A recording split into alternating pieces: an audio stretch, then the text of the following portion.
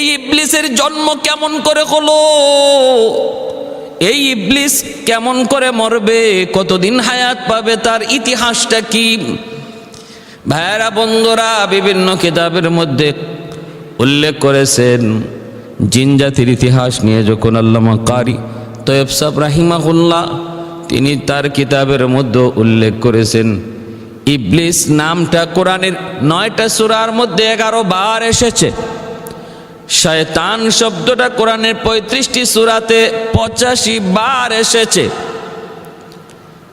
শয়তান, মাঝে মাঝে শয়তানের বহু বচনও কোরআনে এসেছে, শায়াতিন। তখন শয়তানের শিষ্য, শয়তানের চেলা চামুন্ডকেও তখন এর ভিতরে শামিল করা হয়েছে। ভাইরা বন্ধুরা, মনে রাখবেন, ইবলিসের বাপের নাম ছিল খবিস। ইবলিসের বাবার নাম ছিল খবিস। সে আকৃতিতে ছিল সিংহের ন্যায়, আকার আকৃতি ছিল খবিসের সিংহের ন্যায়, ব্যবহার আচার আচরণটাও ছিল হিংস্র জানোয়ারের মতো। কিন্তু খারাপ জিনদের সে মাথার মুকুট ছিল, খারাপ জিন্নাতের বাদশা ছিল, খারাপ জিন্নাতের বাদশা ছিল ইবলিসের বাপ খবিস। মায়ের নাম ছিল নীলবিস।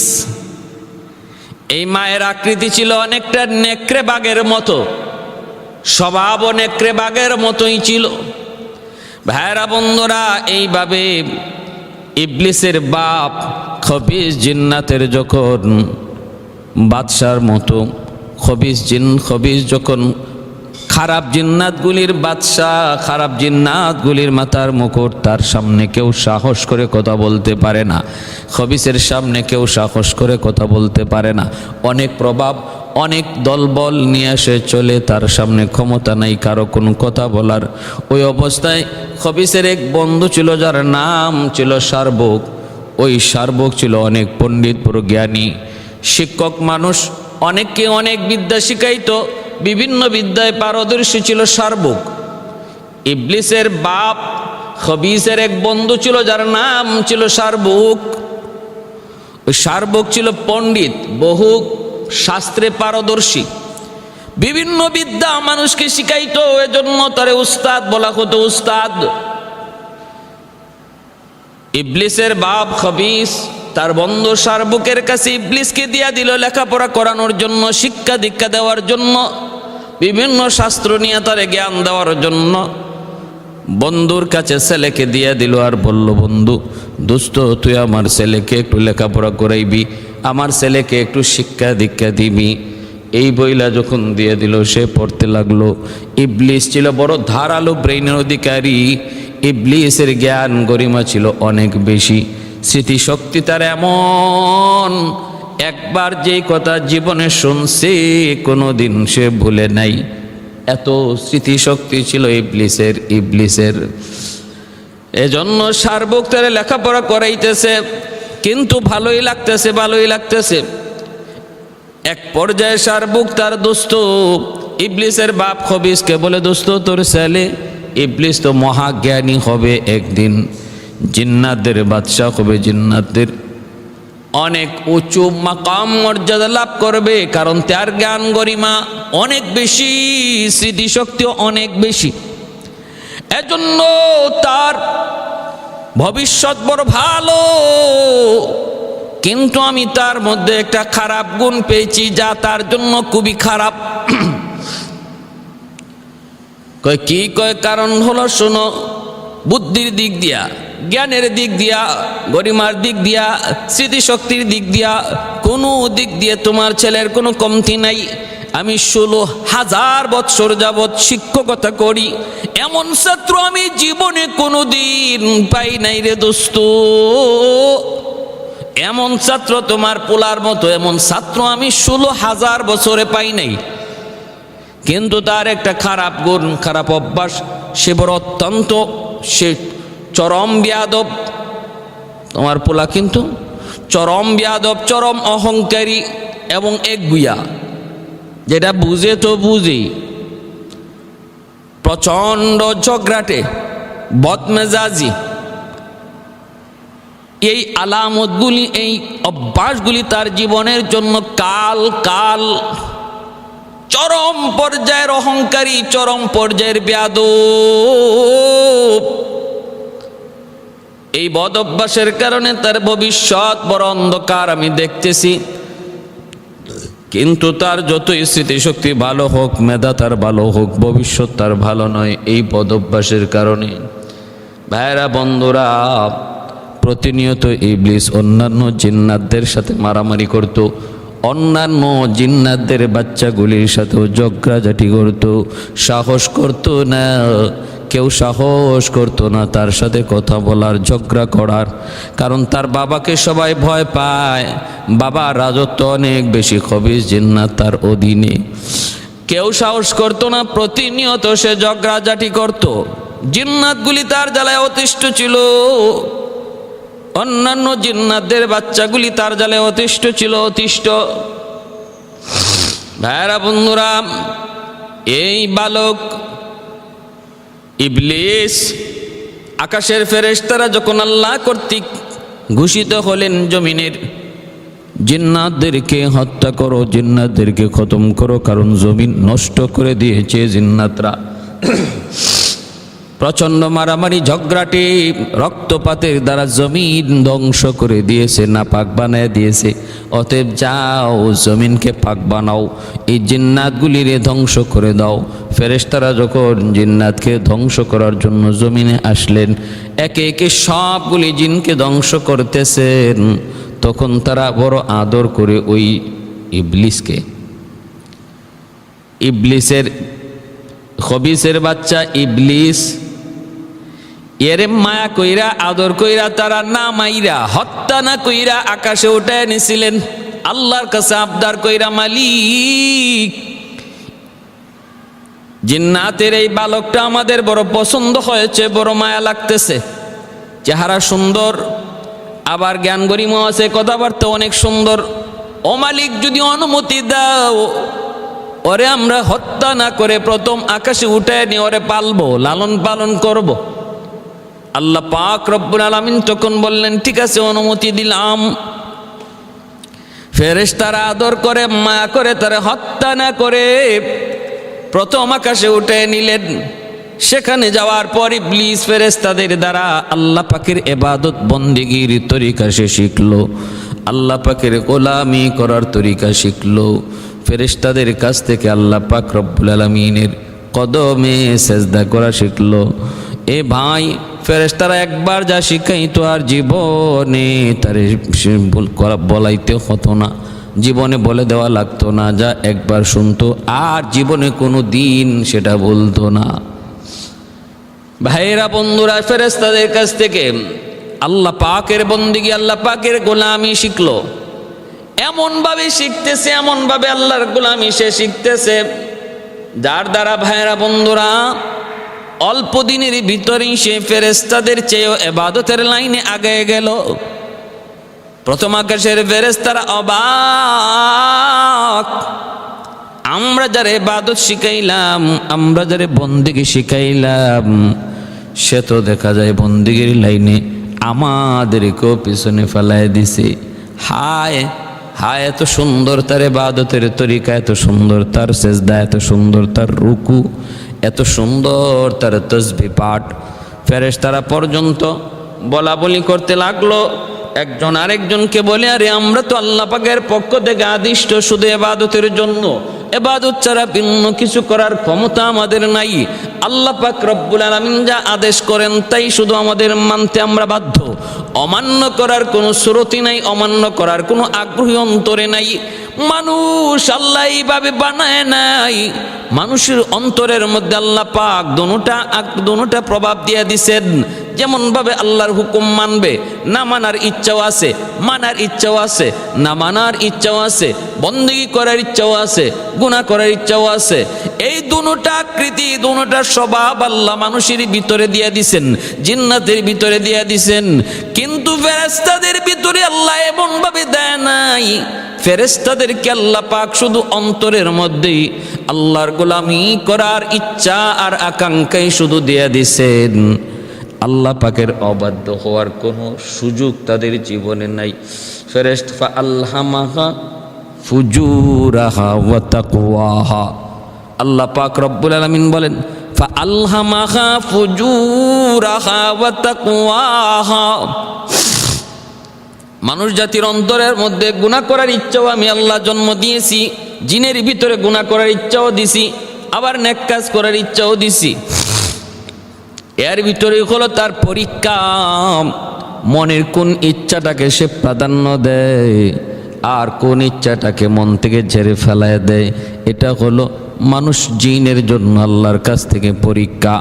ফেরেশতাদের উপরে আল্লাহর পক্ষ থেকে কোনো পরীক্ষা নাই, কারণ তাদের গুনাহ করার ইচ্ছা অন্তরে জন্মই নেয় না। আল্লাহ ফেরেশতা বানাইছেন এইভাবে, গুনাহ করার ইচ্ছা তাদের অন্তরে জাগেই না। এজন্য ফেরেশতারা কয়, প্রথম আকাশের ফেরেশতারা একজন আরেকজনকে বলে, দেখ না এই বালকটা ইবাদত করতে করতে বড় হইতেছে, আল্লাহর বন্দেগী করতে করতে সামনের দিকে আগাইতেছে, কেমন করে সম্ভব? তার ভিতরে তো গুনাহ করার ইচ্ছা আছে, আল্লাহর অবাধ্য হওয়ার গুণটা, অবাধ্য হওয়ার আখলাকটাও তার ভিতরে আছে, তারপরও সে বিন্দু পরিমাণ আল্লাহর অবাধ্য হয় না। পুরা সময়টা আল্লাহ পাকের গোলামি, আল্লাহ পাকের বন্দেগী ইখলাসের ভিতরে সে কাটায় দিতেছে। হায়, সে তো আমাদের চেয়ে অনেক বড়, সে তো আমাদের চেয়ে অনেক আগায় গেল, অনেক আগায় গেল। ফেরেশতারা তখন বলা বলি করে করে তার প্রশংসায় পঞ্চমুখ, চতুর্দিকে তার প্রশংসার প্রশংসা। এক পর্যায়ে ফেরেশতারা তখন তার নাম দিয়া দিল, উপাধি দিয়া দিল খাস। খাস মানে আলাদা, একজন আলাদা কিছু। প্রথম আকাশে ফেরেশতারা 1000 বছর ইবলিসের ইবাদতের ফলে 1000 বছর প্রথম আকাশে নিরবিচ্ছিন্ন আল্লাহ পাকের বন্দেগী করলো, একনিষ্ঠতার সাথে আল্লাহ পাকের বন্দেগী করলো। ফেরেশতাদের কাছ থেকে উপাধি পেয়ে গেল খাস। দ্বিতীয় আকাশের ফেরেশতারা মায়া করে তারা উঠাই নিয়ে গেলেন, সেখানেও ইবাদতের মাত্রা আরো বাড়াইয়া দিল ইবলিস। প্রথম আকাশে যা করেছে এর চেয়ে ইবাদতের মাত্রা আরো বাড়াইয়া দিছে। প্রথম আকাশের চেয়ে দ্বিতীয় আকাশে ইবাদতের মাত্রা বাড়ানো। দ্বিতীয় আকাশের ফেরেশতারাও তার পঞ্চমুখ প্রশংসায় পঞ্চমুখ বলা বলি শুরু করলেন। এত জেনতেন কোন আল্লাহর গোলাম নয়, জেনতেন কোন আল্লাহর বান্দা নয়। ইবাদতের তরিকা দেখো কত সুন্দর, এত সুন্দর করে আমরাও তো আল্লাহর বন্দেগী করি না, করতে পারি না। তার ভিতরে তো বন্দেগী না করার ইচ্ছাও আছে, কিন্তু সে তো ওই লাইনে নাই। সে তোর নফসে আম্মারাকে দমন করেছে, খায়সাতের নফসের বিষয়টাকে সে দমন করে আল্লাহর বন্দেগীর লাইনে আগাইতেছে। কিন্তু আমাদের মধ্যে তো এমন কোনো পরীক্ষা নাই, তারপরেও তো আমরা তার মতো এত সুন্দর বন্দেগী করতে পারি না। ফেরেশতারা দ্বিতীয় আকাশের ফেরেশতারাও তার প্রশংসায় পঞ্চমুখ হইয়া দীর্ঘ 1000 বছর দ্বিতীয় আকাশে ইবাদত করার পর ইবলিস উপাধি পাইল ফেরেশতাদের কাছ থেকে আবেদ। আবেদ উপাধি পাইল। তৃতীয় আকাশের ফেরেশতারা তারে আদর করে তৃতীয় আকাশে নিয়ে গেল, সেখানে সে ইবাদতের মাত্রা আরো বাড়ায় দিল। দ্বিতীয় আকাশের চেয়ে তৃতীয় আকাশে ইবাদতের মাত্রা আরো বাড়ায় দিল। ফেরেশতারা তার প্রশংসায় পঞ্চমুখ। 1000 বছর তৃতীয় আকাশও ইবাদত করলো, ফেরেশতাদের কাছ থেকে উপাধি পেল অলি ওলি ওলি। এরপরে চতুর্থ আকাশ, এরপরে পঞ্চম আকাশ, এরপরে ষষ্ঠ আকাশ, এরপরে সপ্তম আকাশ পর্যন্ত সে এইভাবে ফেরেশতাদের মায়া আর মহব্বত পায়া পায়া উপরের দিকে উঠতে লাগলো। সপ্ত আকাশে যায়ও সে ইবাদতের মাত্রা বাড়ায় দিল। এত ইবাদতের পরিধি, ইবাদতের মাত্রা আর ইখলাস তার অন্তরের ভিতরে ছিল। ফেরেশতারা তার ইবাদত বন্দেগী আর জ্ঞান গরিমার সুন্দর কথাবার্তা শুই না, তার দিকে তারা মুগ্ধ হয়ে গেল। ফেরেশতারা আল্লাহর কাছে আবদার করে বসলো, মালিক তোমার এই গোলাম, তোমার এই বান্দা তোমার এত সুন্দর বন্দেগী করে, তোমার পরিচয় আমাদের সামনে যখন তুলে ধরে তার জবানে এত মিষ্টি, এত ভালো, তোমার পরিচয় এত সুন্দর সে দিতে পারে। ও মালিক, তুমি তারে তোমার আরশের কাছে নিয়ে যাও, আর আমাদেরকে তার শিষ্য বানায় দাও, আমরা তার কাছ থেকে তোমার পরিচয় শুনবো, আমরা মাঝে মাঝে তার কাছ থেকে বয়ান শুনবো। ও মালিক, দ্বীনের কথাবার্তা শুনবো। আল্লাহ এমন একটা ব্যবস্থা করে দাও, আমাদের মন বলে তার কাছ থেকে আমাদের অনেক কিছু শিক্ষা করার আছে। আল্লাহ পাক রব্বুল আলামিন তাই করলেন। ঠিক আছে, তোমরা তার কাছ থেকে যা শিখবা তোমরা শিখে নিতে পারো, তার মধ্যে অনেক কিছুই নেওয়ার আছে, শিক্ষা করার আছে। এইভাবেই ফেরেশতাদের শিক্ষক হয়ে গেল, ওস্তাদ হয়ে গেল ইবলিস, যার নাম ছিল মুআল্লিমুল মালাইকা, উপাধি পড়ে গেল। ইবলিসের উপাধি পড়ে গেল মুআল্লিমুল মালাইকা, ফেরেশতাদের শিক্ষক, ফেরেশতাদের উস্তাদ। এইবার সে ভাইরা বন্ধুরা ৬,০০০ কোটি বছর কেটে গেল আল্লাহর গোলামিতে। ফেরেশতাদেরকে নিয়ে সে এইভাবে আল্লাহর বন্দেগী করে, ফেরেশতাদের মাঝে মজলিস বসায় এবং সে নিজে বয়ান করে। তার জন্য আল্লাহ পাকের পক্ষ থেকে নির্ধারিত সিংহাসন দেওয়া হয়েছে। ফেরেশতারা নির্দিষ্ট সময়ে নির্দিষ্ট তারিখে তার বয়ান শুনেন। এইভাবেই চলতেছে দীর্ঘদিন। এর ভিতরে আল্লাহ পাক রব্বুল আলামিন ফেরেশতাদেরকে বললেন, আল্লাহ পাক রব্বুল আলামিন ইবলিসকে বললেন, ইবলিস শোনো, এ বান্দা শুন, জমিনের ভিতরে যে ফেরেশতারা জিন্নাতদেরকে খতম করেছিল, কিছু জিন্নাত পাহাড়ে জঙ্গলে, কিছু জিন্নাত এরকম ভাবে পাহাড়ে পর্বতে বনে জঙ্গলে তারা রয়ে গিয়েছিল আত্মগোপন করে। ওদের কাছ থেকে আবার পৃথিবী তাদের বংশধরের দ্বারা, জিন্নাতের দ্বারা পরিপূর্ণ হয়ে গেছে। কিন্তু ওরা আল্লাহকে চিনে না, আমি আল্লাহকে চিনে না, আমার পরিচয় জানে না। ওদের হেদায়েতের জন্য কোনো নবীও আমি আল্লাহ পাঠাই নাই। যাও, তোমার দায়িত্ব হলো তুমি তোমার স্বজাতির কাছে দাওয়াত নিয়ে যাও, আমি আল্লাহর পরিচয় তাদেরকে শোনাও, আর তাদেরকে কালেমার পথে তুমি দাওয়াত দিয়ে আসো। ইবলিস তখন কয়, মালিক, আমি তোমার কথা 100 মেনে নিব, কিন্তু আমার একটা প্রস্তাব, আমি যেন সকালবেলা জমিনে থাকি, বিকালবেলা যেন আকাশে থাকতে পারি, সেই শক্তি ক্ষমতা তুমি আমাকে দান করো। সকালবেলা আমি জমিনে জিন্নাতদের মাঝে দাওয়াতের কাজ করব, আর বিকালবেলা আমি আকাশে উঠে ফেরেশতাদের তালিম দেব। আল্লাহ পাক এই প্রস্তাবটা মেনে নিলেন।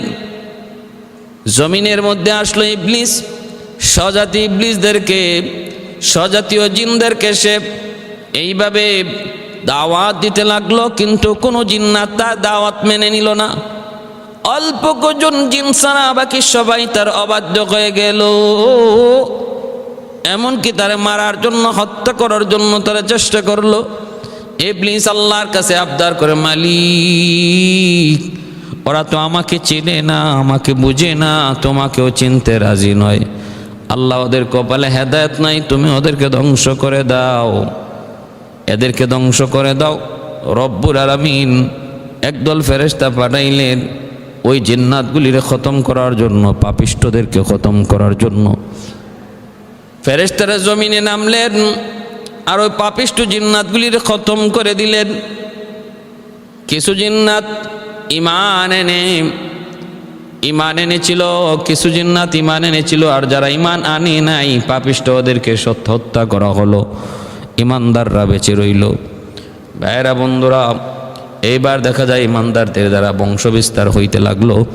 জমিনে এখন যে জিন্নাতগুলি আছে এরা আল্লাহকে মানে, আল্লাহকে বিশ্বাস করে। ওই ইবলিসকে তারা খুব মাইনা চলে, কারণ ইবলিস জমিনে তাদের প্রতিনিধি হয়ে গেল, জমিনে তাদের একচ্ছত্র একজন তাদের অধিপতি হয়ে গেল ইবলিস। ওই ইবলিসকে জমিনের জিন্নাতগুলি তারা আল্লাহর খাস একজন বান্দা, আল্লাহর পক্ষ থেকে খলিফা, এমনটা মনে করে তারে চলতে লাগলো। জমিনের ভিতরে এমন কোন জায়গা তখন ইবলিস বাকি রাখলো না যেখানে আল্লাহর গোলামি সে করে নাই।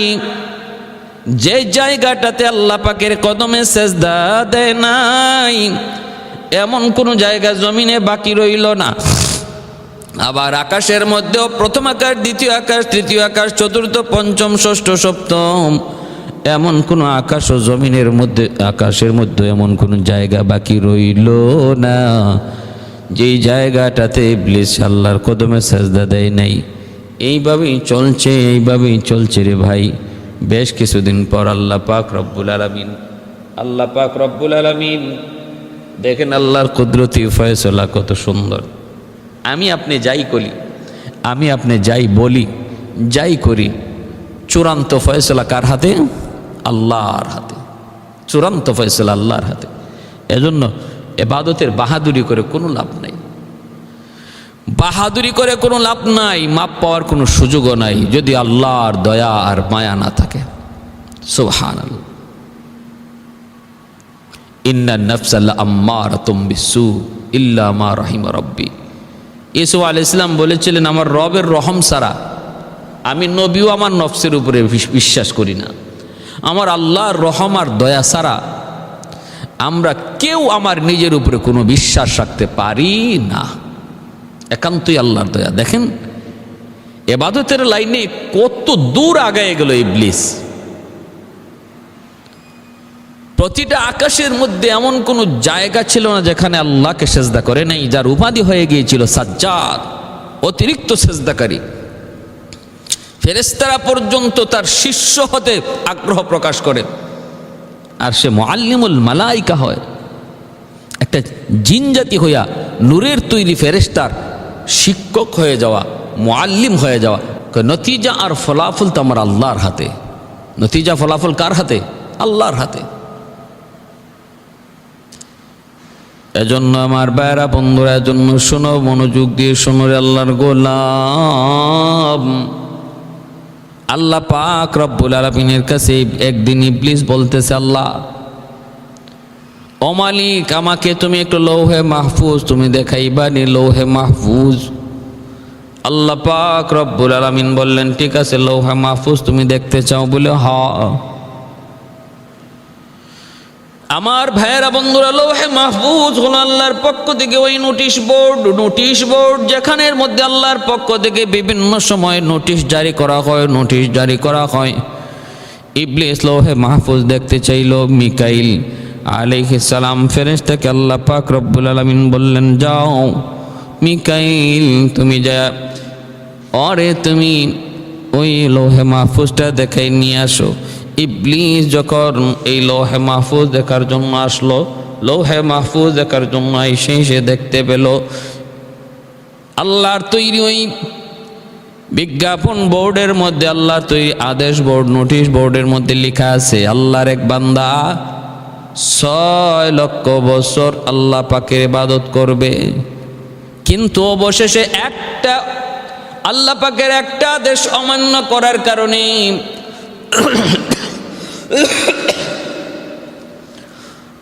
আল্লাহ পাকের একটা আদেশ অমান্য করার কারণে সে আল্লাহর অবাধ্য হইয়া লানতের তখ্ত গলায় ঝুলাইয়া সে বিতাড়িত হবে, জান্নাত থেকে নেমে পড়বে। 6 লক্ষ বছর ইবাদত করার পরে সে আল্লাহর একটা হুকুম অমান্য করবে, তখনই সে অভিশপ্ত হইয়া নিচে নামবে, অভিশপ্ত হইয়া বিতাড়িত হবে। এই আদেশটা দেখা মাত্র ইবলিস কান্না করতে শুরু করলো এবং সে চিন্তায় পড়ে গেল, সাজদায় পড়ে আল্লাহর কাছে কানলো। ভাইরা বন্ধুরা, সে জানতে চাইল মালিক কে সে। আল্লাহ বলেন, অচিরেই তুমি জানতে পারবা। ভাইরা বন্ধুরা, এরপরে আল্লাহ পাক রব্বুল আলামিন বলে, ইবলিস একটু বল তো দেখি, আমার কোনো বান্দা আমার নিয়ামত, আমার অনুগ্রহ পাওয়ার পর সে যখন আমার হুকুম অবাধ্য করে, বিচার কেমন হওয়া উচিত? যার উপরে আমি আল্লাহর এত অসংখ্য অগণিত নিয়ামত, অসংখ্য অগণিত অনুগ্রহ, সে যখন আমার কোনো হুকুম অমান্য করবে তখন তার কি শাস্তি হওয়া উচিত? ইবলিস কয়, কঠিন শাস্তি হওয়া উচিত। কয়, আর কি? কয়, আল্লাহ তার উপর তোমার লানত, তোমার অভিশাপ হওয়া উচিত। আল্লাহ বলেন তাহলে কাগজের মধ্যে কথাটা লিখে তোমার কাছে রেখে দাও, এক সময় তোমার কাজে লাগবে। ভাইরা বন্ধুরা, আল্লাহ পাক তো আলিমুল গায়ব, তিনি তো সব কিছু দেখেন। আমি আপনি বর্তমান দেখি, ভবিষ্যৎ দেখি না, কিন্তু আল্লাহ পাক রব্বুল আলামিন তিনি বর্তমানও যেমন দেখেন, তিনি ভবিষ্যৎও তেমন দেখেন। আল্লাহর কাছে বর্তমান ভবিষ্যৎ অতীত বলতে কিছু নাই। এজন্য ভাইরা বন্ধুরা একটু খেয়াল করে শোনো। ভাইরা, আল্লাহ পাক রব্বুল আলামিন তিনি তো জানেন তার হালত, ভবিষ্যৎ তার কেমন হবে, কোন অবস্থায় যাবে। এ ভাই, এজন্য বলতেছি একটু মনোযোগ দিয়ে শোনো। আল্লাহ পাক রব্বুল আলামিন তখন বলে ঠিক আছে, ঠিক আছে, কিছুদিন পরেই তুমি জানতে পারবা সে কে। ফেরেশতারাও কিছুদিন পর তারা ওই বিলবোর্ডের মধ্যে, নোটিশ বোর্ডে লেখা দেখতে পেলেন, অচিরেই এমন এক, অচিরেই তোমরা দেখতে পাবা, অচিরেই তোমরা দেখতে পাবা। একদিন কিছুদিনের পরে অন্তরে ভাইরা বন্ধুরা ফেরেশতারাও দেখতে পেলেন, অচিরে আমার একটা বান্দা আসে, আমার রোশান হলে পড়বে, আমি আল্লাহর গজবের মধ্যে পড়বে। অথচ সে দীর্ঘদিন যাবৎ সে আমার বন্দেগী করতেছে, চূড়ান্ত পর্যায়ের বন্দেগী করে, কিন্তু অল্প দিনের ভিতরে সে আমি আল্লাহর গজবে নিপতিত হবে। ফেরেশতারা যখন এই কথাটা তারাও দেখলেন, ইবলিসের কাছে দৌড়ে আসলেন। আয়েশা তারা বলতেছেন, আমরা তো চিন্তায় পড়ে গেছি, এখন কি করব? কে সে? আল্লাহর বান্দা। আল্লাহ বলেছেন তার এক বান্দা, আমরা তো ফেরেশতারা তার গোলাম, তার বান্দা, তাহলে আমাদের উপরে আল্লাহর কোনো গজব এসে পড়ে কিনা আমাদের ভয় হয়।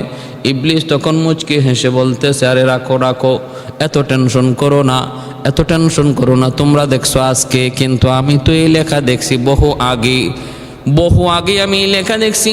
আরে আমাদের ব্যাপারে কোনো টেনশন নাই, তোমাদের ব্যাপারে কোনো টেনশন নাই, এটা আমাদের ব্যাপারে নয়, এটা দুনিয়ার জিন্নাতদের ব্যাপারে, আমাদের ব্যাপারে নয়।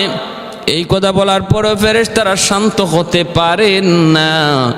ফেরেশতারা বলতেছে, না, আপনি আল্লাহর কাছে একটু দোয়া করেন, আল্লাহ যেন আমাদেরকে এই গজব থেকে রেহাই দেয়, মুক্তি দেয়, আল্লাহ যেন আমাদেরকে বাঁচায় রাখে। ইবলিস কয় তাহলে ঠিক আছে, হাত উঠাও। ইবলিসও হাত উঠাইলো, এইবার ফেরেশতারও হাত উঠাইলো। ইবলিস হাত উঠায় বলতেছে, মালিক তুমি তোমার এই গজব থেকে ফেরেশতাদেরকে রেহাই দিও।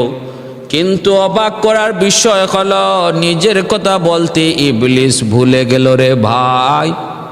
আল্লাহর গজব থেকে বাঁচতে ফেরেশতাদের জন্য দোয়া করে, নিজের কথা বলতে ভুলে যায়।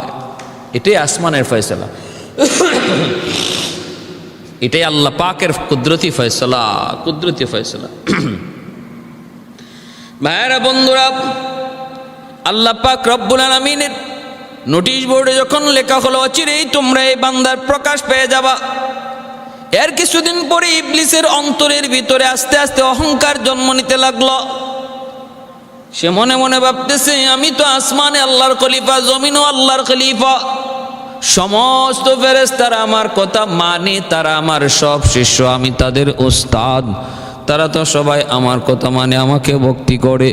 জমিনে সেই জিন্নাত তারাও তো আমাকে একমাত্র আল্লাহর খলিফা হিসাবে মানে, আমার হুকুম মাইনা চলে। অতএব আমি আর কেন পরাধীন থাকবো? এখন থেকে আমি স্বাধীনতা ঘোষণা করব। আমিও তো আল্লাহর থেকে কোনো অংশে এখন কম না, কারণ আমার কথা শোনে না কে? ফেরেশতারাও শোনে, জিন্নাতেও শোনে। কোনো দিক দিয়ে তো এখন আমি কম না, সমানের সমান। কোনোদিন যদি আল্লাহ তার দায়িত্ব দিকে অবসর নেয়, তাহলে সেই দায়িত্ব পাওয়ার উপযুক্ত হলাম আমি ইবলিস, নাউজুবিল্লাহ। কি কয়? আল্লাহ যদি তার এই দায়িত্ব থেকে অবসর নেয়, আমি সেই দায়িত্ব পাওয়ার উপযুক্ত মালিক, এমনটা মনের ভিতরে আসতে শুরু করলো। ভাইরা বন্ধুরা, সেইভাবে যখন মনের ভিতরে আস্তে আস্তে অহংকার জন্ম নিতে লাগলো, বলুন তো দেখি, মনের খবর জানেন শুধুমাত্র কেবলমাত্র কে? মনের খবর জানেন শুধুমাত্র আল্লাহ। মনের খবর কোন দয়াল বাবা জানে না, কিবলা বাবা জানে না, খাজা বাবা জানে না, কোনো নবী জানেন না, কোনো ওলি জানেন না। মনের খবর ইবলিসও জানে না, মনের খবর ফেরেশতারাও জানে না। মনের খবর জানেন শুধুমাত্র কেবলমাত্র একমাত্র আল্লাহ। আল্লাহু আলিমুম বিযাতিস সুদূর।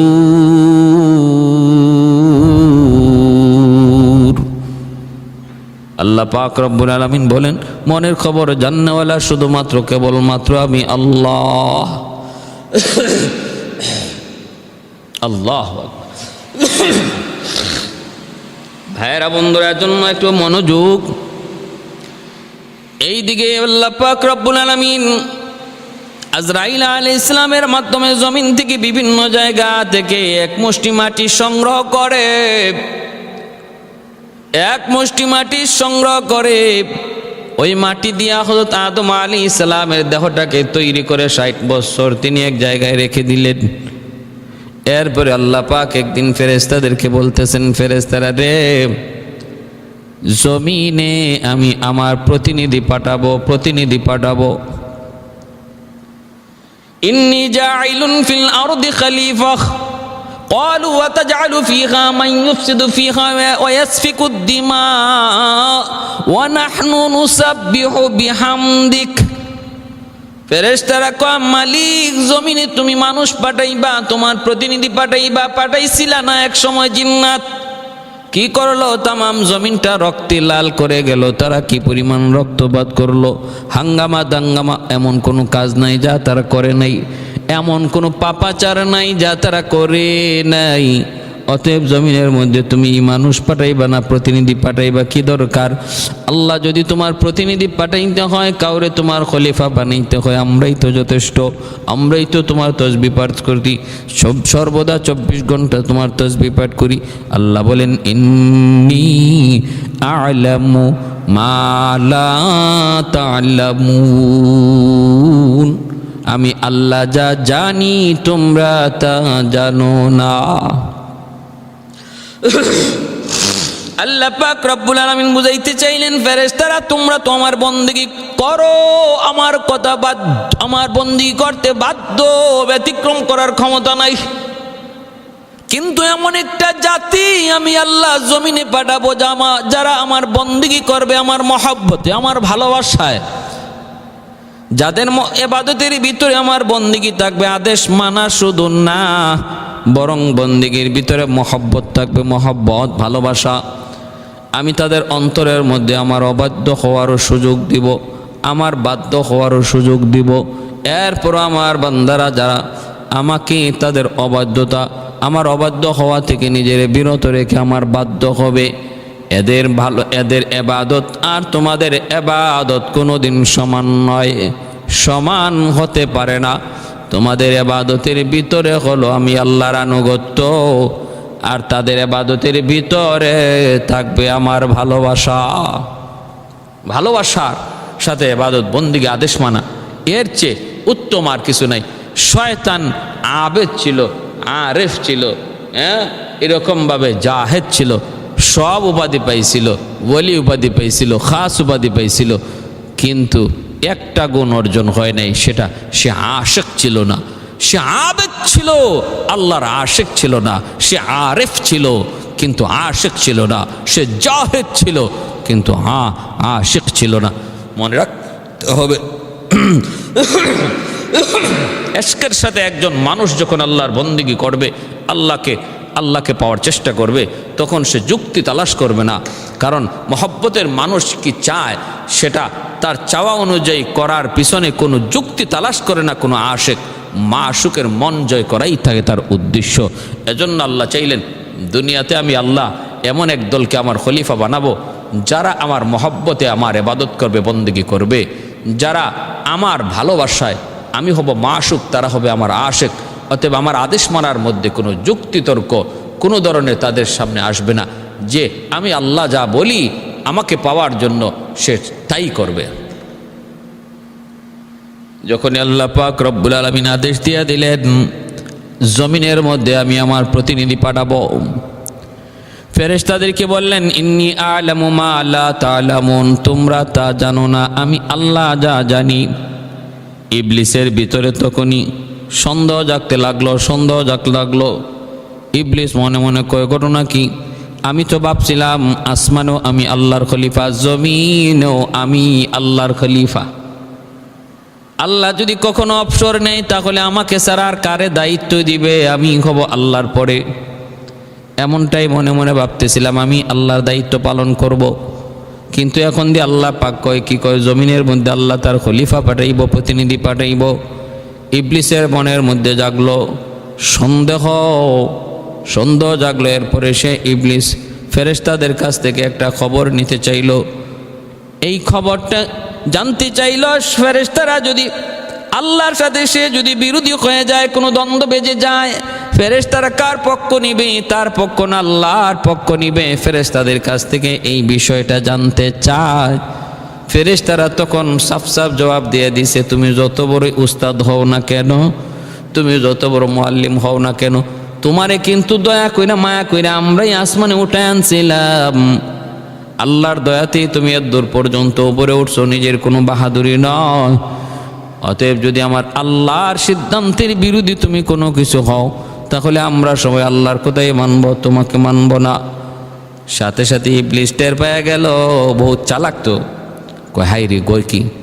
আমি তো ভাবছিলাম এরা আমার পক্ষে থাকবো, কিন্তু এরা দিয়ে দেখা যায় সবাই এক বাক্যে কয় আল্লাহর পক্ষে থাকবে। কথা ঘুরায় ফেলছে, বড় চালাক তো। আমি তোমাদের অন্তরে আল্লাহর ভালোবাসা কি পরিমাণ আছে এটা বোঝার লাগে একটা পরীক্ষা করলাম। আমার বুঝ হয়ে গেছে আল্লাহর ভালোবাসা তোমাদের অন্তরে কি পরিমাণ আছে, তোমাদেরকে নিয়ে সামনে আগানো যায়। হ্যাঁ, সামনে আগানো যায়, আমি এটাই চাইছিলাম। কত বড় চালাক, কত বড় চতুর। এই জন্য আল্লাহ পাক রব্বুল আলামিন শয়তানের ষড়যন্ত্র থেকে আমাদেরকে বাইচে থাকতে বলছেন। ভাইরা বন্ধুরা, জন্য বলতেছি মনোযোগ দিয়ে শুনো আল্লাহর গোলাম। আল্লাহ পাক রব্বুল আলামিন ওই আদম আলাইহিস সালামের দেহটার মধ্যে তিনি রূহ ঢুকায়া দিলেন। আদম আলাইহিস সালাম তিনি তো এইবার একটু নড়াচড়া দিয়ে উঠলেন, নড়াচড়া দিয়ে উঠছেন। এরপরে আল্লাহ পাক রব্বুল আলামিন দেখেন আদম আলাইহিস সালামের রূহটা পাওয়া, দেহের মধ্যে রূহ ঢুকা মাত্রই তিনি এইবার জান ফিরে পেলেন, কথা বলতেছেন, দেখতেছেন। সাথে সাথে একটা হাঁচি দিলেন, সবার আগে হাঁচি দিলেন। হাঁচিটা দেওয়া মাত্রই তিনি বলতেছেন আলহামদুলিল্লাহ। সর্বপ্রথম আদম আলাইহিস সালামের জবান থেকে আলহামদুলিল্লাহ, আমার আল্লাহর প্রশংসা শব্দ বের হয়। আর আল্লাহ পাকও বলেন ইয়ারহামুকাল্লাহ, তোমার উপর আল্লাহ পাকের রহম বর্ষিত হোক। এ ভাই, হাঁচিতে আলহামদুলিল্লাহ বলা আর যে শুনলো ইয়ারহামুকাল্লাহ বলা, এটা দুনিয়ার কোনো রসুম রেওয়াজ নয়, এটা জান্নাত থেকে এসেছে এই রসুম, এই রেওয়াজ। এজন্য ভাইরা বন্ধুরা, আদম আলাইহিস সালাম তিনি যখন রব্বুল আলামিন জানটা দিলেন দেহের মধ্যে, ফেরেশতাদেরকে বললেন, ফেরেশতারা তোমরা আদমকে সেজদা করো, আদমকে সেজদা করো। ফেরেশতারা সবাই আদমকে সেজদা করলেন, আল্লাহর আদেশ মেনে নিলেন। ফাসাজাদাল মালাইকাতু কুল্লুহুম আজমাইন ইল্লা ইবলিস। সমস্ত ফেরেশতারা তারা আদম আলাইহিস সালামকে সেজদা দিলেন, কিন্তু সেজদা দিল না কে? শুধু ইবলিস। আবা ওয়াস্তাকবারা ওয়া কানা মিনাল কাফিরিন, অবাধ্য হলো, আল্লাহ পাকের হুকুম মানল না। আল্লাহ পাক রব্বুল আলামিন জানতে চাইলেন মা মানাকা আন তাসজুদা লিমা খালাকতু বিয়াদাইয়া, এরে ইবলিস তোরে কোন জিনিসে বাধা দিল? কোন জিনিসে তোরে বাধা দিল? আমার তৈরি আদম, আমার নিজের হাতের তৈরি আদমকে তুই সেজদা করলি না। কত দেখি, কারণ সব কিছু আল্লাহ বানাইছেন কুন ফায়াকুন বইলা। জমিন আল্লাহ বানাইছেন কুন ফায়াকুন বইলা, আসমান আল্লাহ বানাইছেন কুন ফায়াকুন বইলা, লৌহ কলম আল্লাহ বানাইছেন কুন ফায়াকুন বইলা, সাগর মহাসাগর পাহাড় পর্বত আল্লাহ বানাইছেন কুন ফায়াকুন বইলা। কিন্তু আদম আল্লাহ বানাইছেন নিজের হাতে, খালাকতু বিয়াদাইয়া, খালাকতু বিয়াদাইয়া, আমি আল্লাহ নিজের হাতে আদম বানাইছি। এরে ইবলিস একটু বল মা মানাকা আন তাসজুদা, কোন জিনিসে তোরে বাধা দিল আমি আল্লাহর হুকুম অমান্য করতে, আদমকে সেজদা করা থেকে তোরে কোন জিনিস বাধা দিল? সে বলতেছে আমি হলাম আদমের চেয়ে শ্রেষ্ঠ, আনা খায়রুম মিনহু, আমি তার চেয়ে শ্রেষ্ঠ বলে কেমনে খালাকতানি মিন নারিন ওয়া খালাকতাহু মিন তিন, আমাকে তুমি বানাইছো মালিক আগুন দ্বারা, আর আদম রে বানাইছো তুমি মাটি দ্বারা। আগুনের স্বভাব হলো উপরে থাকা, মাটির স্বভাব হলো নিচে নামা। নিচের জিনিস উপরের জিনিসকে কেমন করে সেজদা দিবে, কেমন করে সেজদা দিবে, এইভাবে বলতেছে।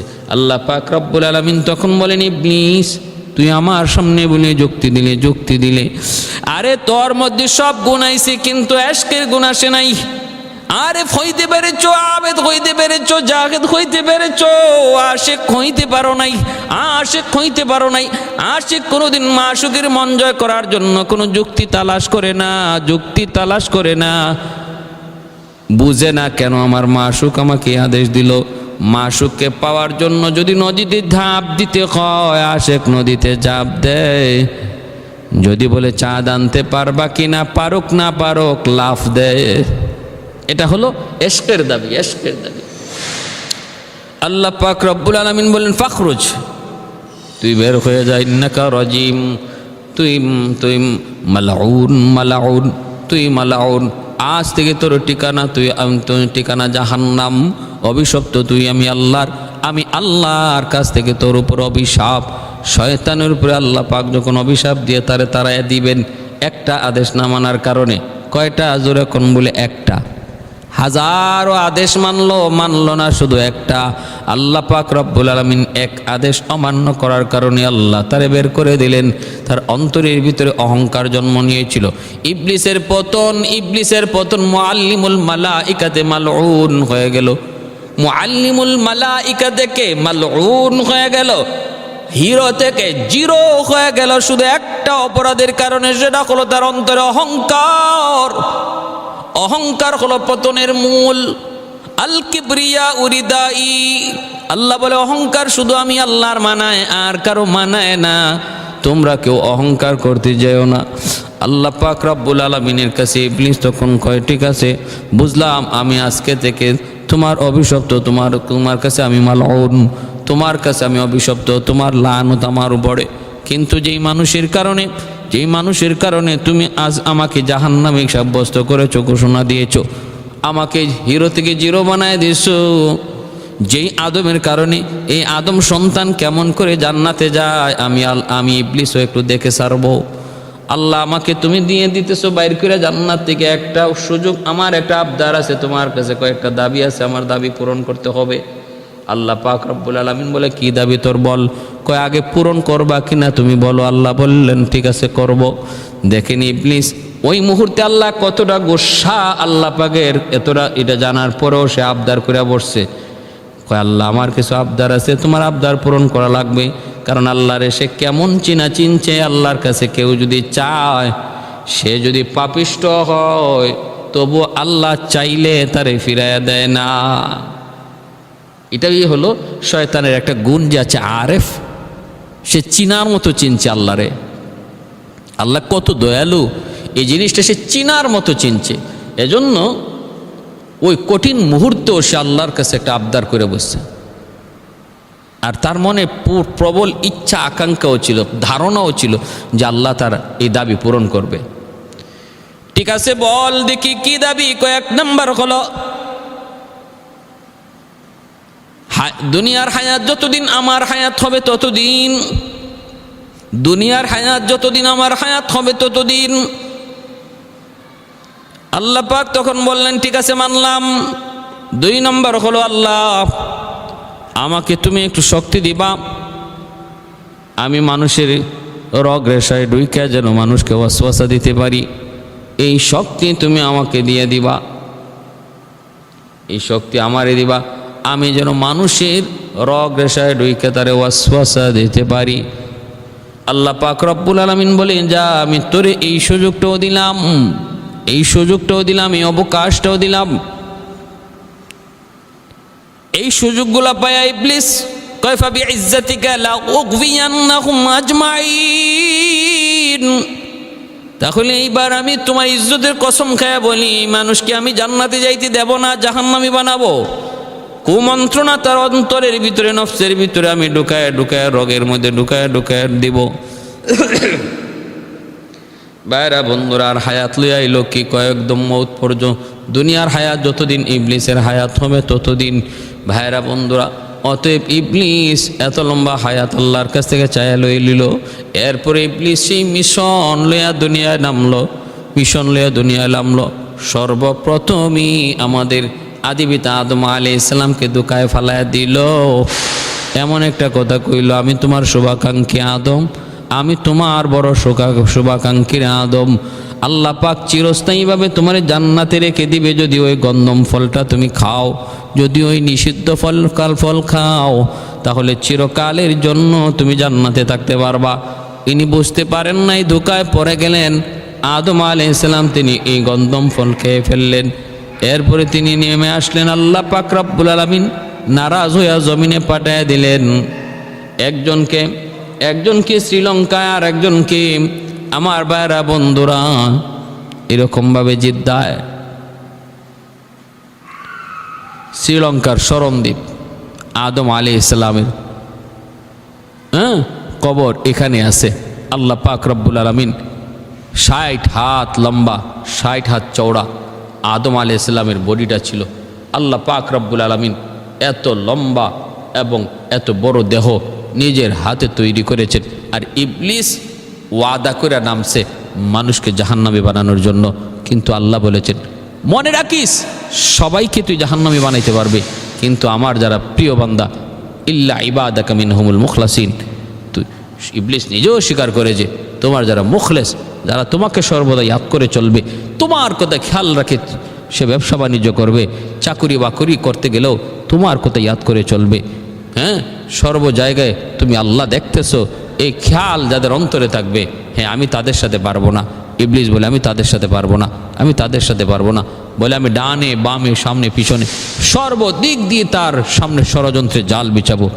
কিন্তু আল্লাহ পাক নিচের কথা ইবলিসকে বলতে ভুলাইয়া দিয়েছেন। এজন্য আল্লাহ বলেছে, বান্দা তুমি যখন নিচের দিকে তাকাইয়া আমি আল্লাহকে পাওয়ার আশায় সামনের দিকে হাঁটবা, আমি রহমতের কুলে তোমার টান দিয়ে উঠায় নিব। ইবলিস সর্বদিকের কথা বলেছে, ডানে বামে সামনে পিছনে সর্বদিকে জাল বিছাবে, নিচের কথা আমি আল্লাহ বলায় রাখছি।